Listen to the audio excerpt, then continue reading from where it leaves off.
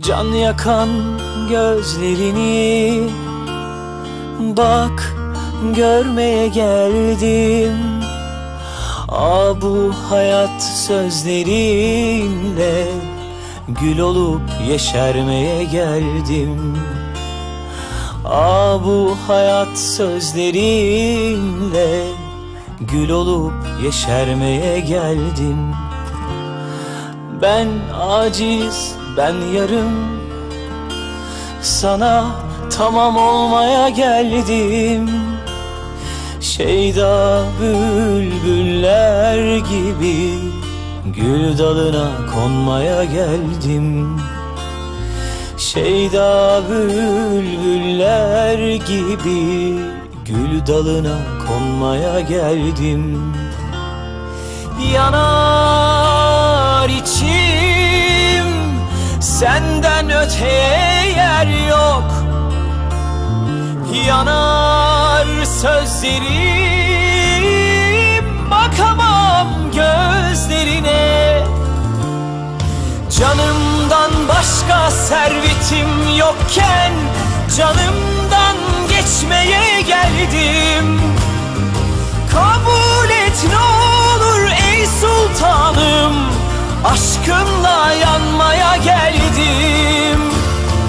Canımdan başka servetim yokken canımdan geçmeye geldim.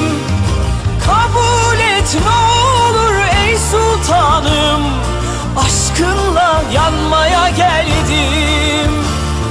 Kabul et ne olur ey sultanım, aşkınla yanmaya geldim.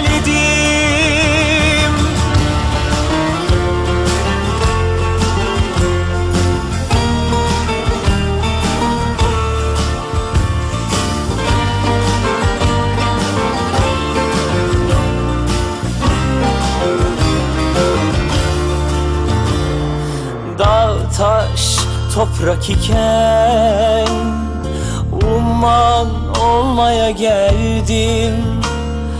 Aşksız bir çareyken kendimi bulmaya geldim. Aşksız bir çareyken kendimi bulmaya geldim.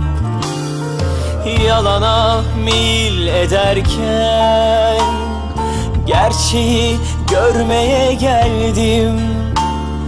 Yaşayan bir ölüyken gönlünde doğmaya geldim. Yaşayan bir ölüyken gönlünde doğmaya geldim. Yanar içim, senden öteye yer yok. Yanar sözlerim, bakamam gözlerine. Canımdan başka servetim yokken canımdan geçmeye geldim. Kabul et ne olur ey sultanım, aşkınla yanmaya geldim. Canımdan başka servetim yokken canımdan geçmeye geldim.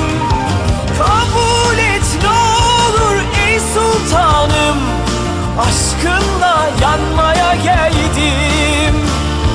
Kabul et ne olur ey sultanım, aşkınla yanmaya geldim. Kabul et ne olur ey sultanım, aşkınla yanmaya geldim.